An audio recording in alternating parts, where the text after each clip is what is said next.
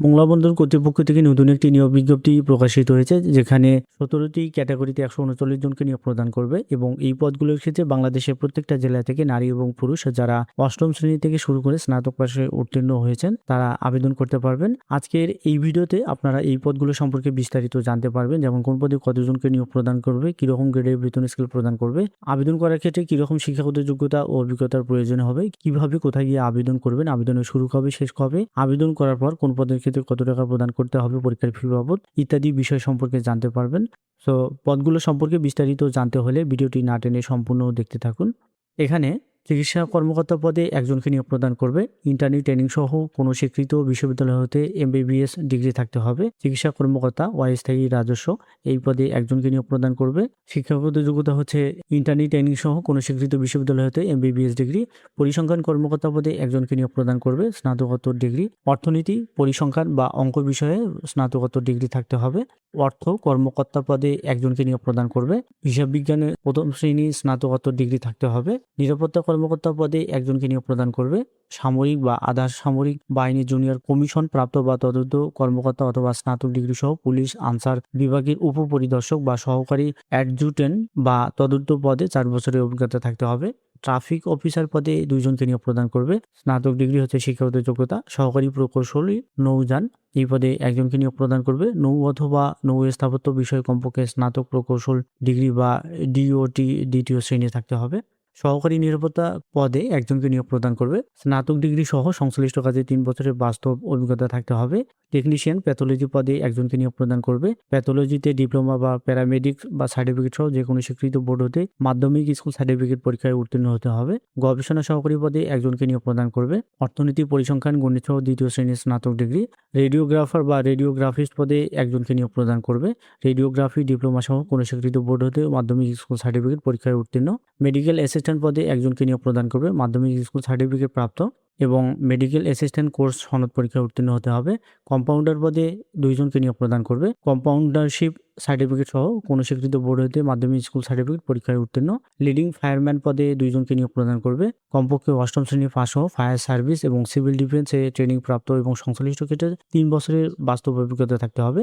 নিরাপত্তা হাবিলদার পদে 2 জনকে নিয়োগ প্রদান করবে, এইচএসসি বা সম পরীক্ষায় উত্তীর্ণ। এছাড়া অস্ত্র বিষয়ে আনসারের 70 দিন ব্যাপী মৌলিক প্রশিক্ষণের সনদপ্রাপ্ত থাকতে হবে। সুইপার কাম মালি পদে 2 জনকে নিয়োগ প্রদান করবে। অষ্টম শ্রেণী হচ্ছে শিক্ষাগত যোগ্যতা। এছাড়া মালি হিসেবে কাজ করার অভিজ্ঞতা সম্পন্ন হতে হবে। নিরাপত্তা প্রহরী পদে 118 জনকে নিয়োগ প্রদান করবে, মাধ্যমিক স্কুল সার্টিফিকেট পরীক্ষায় উত্তীর্ণ এবং অস্ত্র বিষয়ে আনসারের 70 দিন ব্যাপী মৌলিক প্রশিক্ষণের সনদপ্রাপ্ত হতে হবে। সহকারী নিরাপত্তা পদে যারা 2021 সালে 23 নভেম্বর প্রকাশিত বিজ্ঞপ্তিতে আবেদন করেছেন তাদেরকে পুনরায় আবেদন করার প্রয়োজন নেই। আবেদনকারীর বয়সীমা হচ্ছে সর্বনিম্ন 18 এবং সর্বোচ্চ 32 এবং এই বয়স গণনা হবে 1 মার্চ 2026 খ্রিস্টাব্দ তারিখ অনুযায়ী। মৌখিক পরীক্ষার সময় সকল সনদপত্র এবং কাগজপত্রের মূল কপি আপনাকে প্রদর্শন করতে হবে। অনলাইনে পূরণকৃত আবেদন ফর্ম সহ সকল সনদপত্র এবং কাগজপত্রের এক সেট সত্যায়িত ফটোকপি করতে হবে প্রথম শ্রেণী গেজেটের কর্মকর্তা কর্তৃক। এগুলো আপনাকে জমা দিতে হবে মৌখিক পরীক্ষার সময়। এছাড়াও জেলার স্থায়ী বাসিন্দার প্রমাণপত্র হিসেবে নাগরিকত্ব সনদ, জাতীয় পরিচয়পত্রের ফটোকপি, প্রথম শ্রেণী গেজেটের কর্মকর্তা কর্তৃক সত্যায়িত চারিত্রিক সনদপত্র এবং যারা কোটায় আবেদন করবেন তাদের ক্ষেত্রে কোটার প্রমাণপত্র।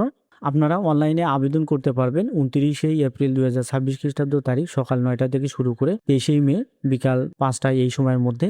আবেদন করার সময় আপনাকে অবশ্যই নির্ধারিত স্থানে ছবি এবং স্বাক্ষর আপলোড দিতে হবে। সেক্ষেত্রে এখানে ছবি এবং স্বাক্ষরের ফাইল সাইজ এবং সাইজ দেওয়া রয়েছে, এটি আপনারা অবশ্যই দেখবেন।